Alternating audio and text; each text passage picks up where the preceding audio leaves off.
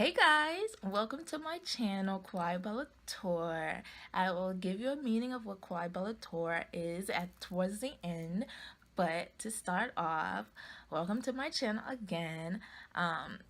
My channel is mainly going to be about my life with sickle cell and how I battle it, how I live with it, the ups, the downs, all around, sis. We're going to learn everything about sickle cell. I'm going to give you advice. It's going to be chit chat. It's going to be everything, sis. So just sit back and enjoy, because it was really hard for me to start up this channel. I was going through a lot in the beginning of 2017.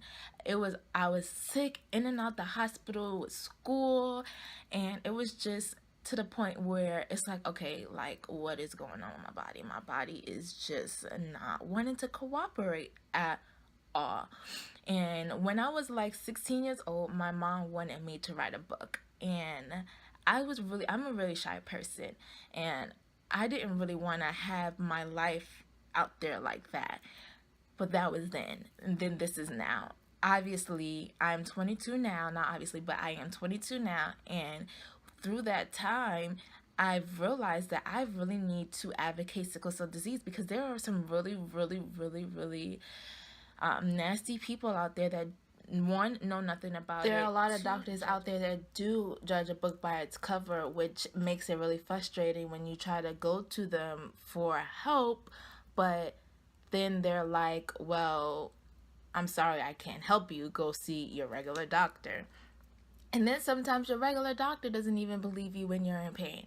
So this is why I am here to help the sickle cell community, because there really isn't a person out there on YouTube or maybe in your local neighborhood who helps you to get through what you're going through with sickle cell, because this disease is very, very, very harsh. It's very derogatory. There's such a bad stigma out there for sickle cell, because of it's a pain disorder, and it's mainly an African American disorder.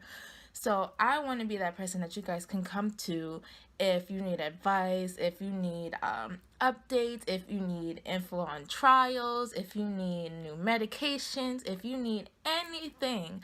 I want to be that person that you guys can come to talk to, and I will be here open arms. So to continue, what type of sickle cell do I have? I have sickle cell ORA, and it's a rare disorder, and it's a lot for me to explain, so I'm just going to not explain it, and I'm going to leave a link to what sickle cell ORA is in the description, because it's too much and then I'll get confused, so I'll just leave it there.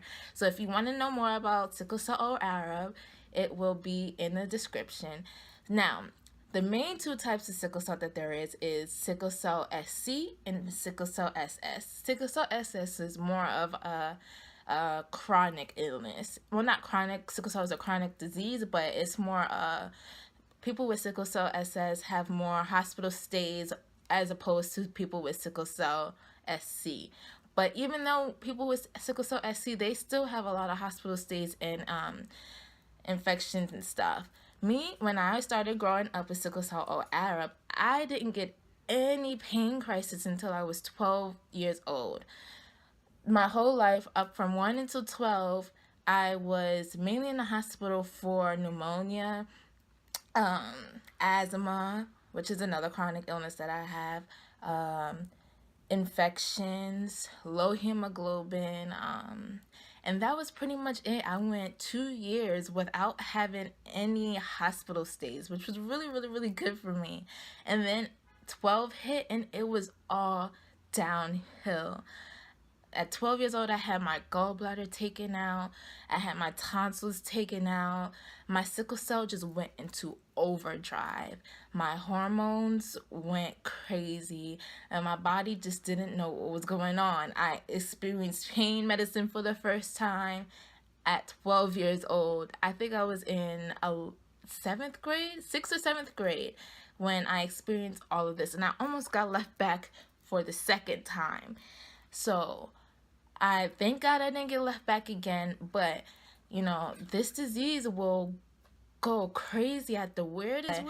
After all that happened, I ended up getting better, and the doctors found a regimen that will work for me, and I wasn't even on that much pain medicine even when I first experienced my first crisis. And then years on, I moved from Brooklyn, New York, which is where I'm originally from, and I moved to Charlotte, North Carolina. And then my sickle cell went into overdrive again. I was in the hospital 11 times. 11 times my 8th grade year. 11. Like, I didn't get a break. A lot of it was asthma. They have a lot of pollen and stuff out here that I wasn't used to, and my asthma, my lungs was just not having it. I was in a hospital for asthma. I was in a hospital for sickle cell pain, and it was just a lot going on. And eventually I got better, so if high school wasn't too bad for me. And then senior year came, and then here we go again. My sickle cell crisis went into overdrive again, and I was in the hospital not as much as my first year here in Charlotte, North Carolina, but I was in the hospital a lot. Then I experienced my first port. My first port, I did not want to port, guys. I fought off a port for as long as I can remember. And the main reason why I didn't want to port was for this scar right here. For this scar right here was why I didn't want to port. But now, of course, I learned to embrace it and learn that this is something that I need to help me stay alive. Because without my port, these nurses and stuff don't know how to get veins on a sickler. Are you kidding me? So I wasn't about to continue to get stuck and all that stuff. No. So I left it alone. I was like, okay, I'm going to get my first port. And it did wonders. At this time, I want to say I went through my first year in college. I went to Virginia State University, and I did immaculate. I didn't get in the hospital. I was only in the hospital maybe twice. Like, my sickle cell did wonderful in Virginia. And then, let's say, the ending of 2015, I had to go back into the hospital, and I got sick again and all that stuff. And then I missed my sophomore year, my first semester of sophomore year. So I had to be out of school for that because I was so sick that I couldn't even get out the hospital. So I had to, take a semester off. I got better, and then spring of 2016, I started to get, and blood exchanges worked so well for me in the beginning. I was never in a hospital for those. I started blood exchanges in January of 2016, and then I had to end up stopping in May. For the first 3 blood exchanges, I did so well to the point where I didn't get in any pain. Like, I was up going to school. It was my first semester at University of North Carolina at Greensboro. I made new friends, and I was just having so much fun. Like, I forgot I had sickle cell, which is, guys, I need to remind you, don't ever forget that you have this disease, because it will creep up on you and remind you that you have that disease. So do not forget that you ever have sickle cell, because you are not a regular person. You have this disease, and it will kill you if you do not take care of yourself. And this is me being so honest. So please do not forget that you have this disease just because you were doing so well. Do not go back into your old habits. Do not stop taking your medicine. Do not stop taking your medicine. Do not stop drinking your fluids. Do not stop monitoring your body.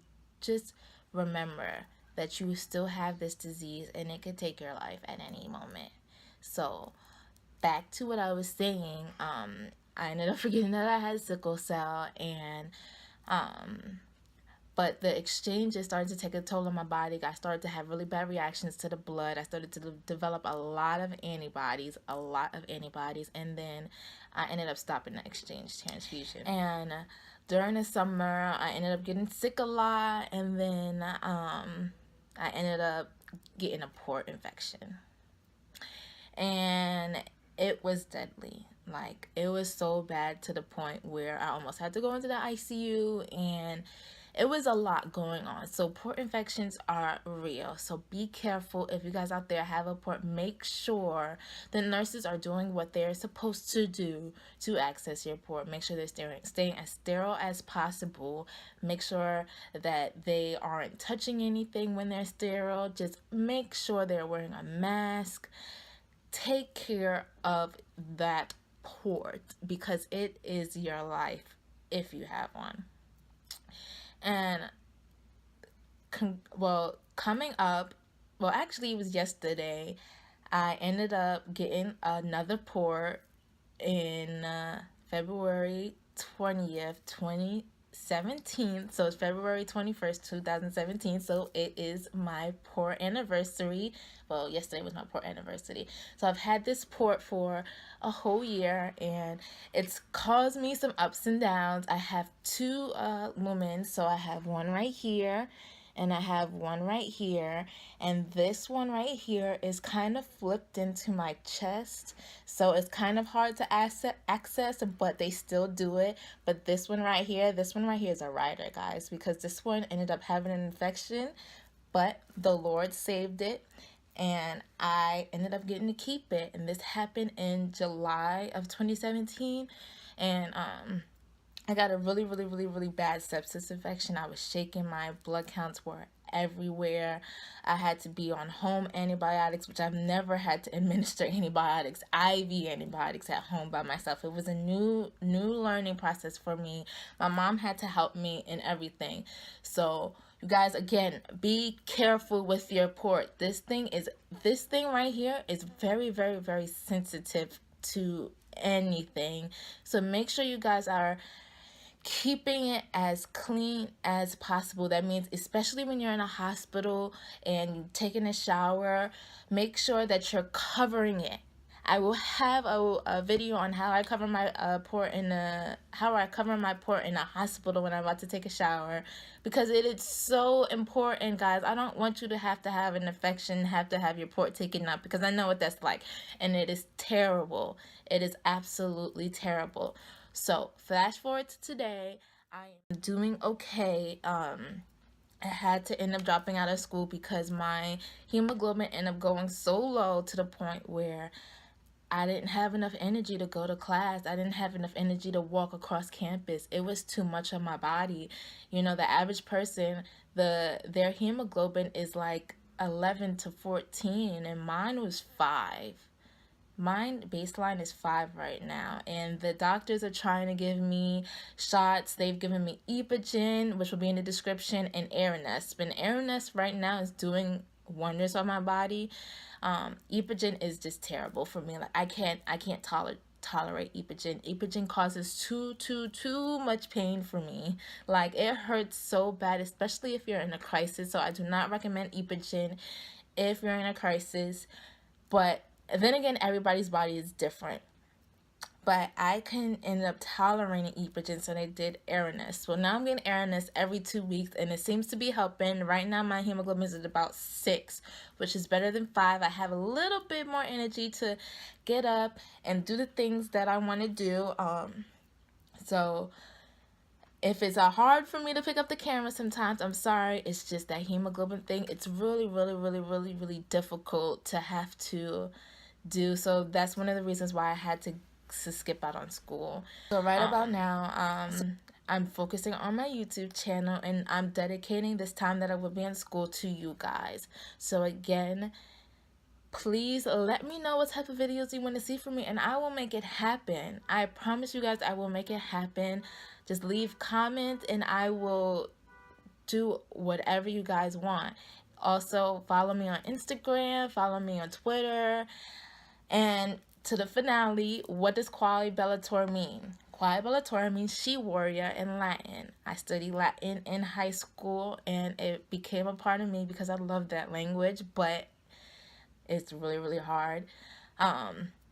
But I love the way the words flow. Quae Bellator, she warriors. All of my sicklers out there, we are warriors. Even if you don't have sickle cell and you have a chronic illness, you are a warrior. Don't let anybody else tell you different, because they aren't battling any chronic illness. It is hard to have to wake up and not feel your best. I know what it's like. You don't have to have sickle cell to know what it's like to not feel your best every single day. So we are warriors out there, and I am so excited for what this channel has to offer, and I'm just excited for the future, and I love you guys so much. Don't forget to like, comment, and subscribe, and I will see you guys in my next video. Love you guys so much. Bye.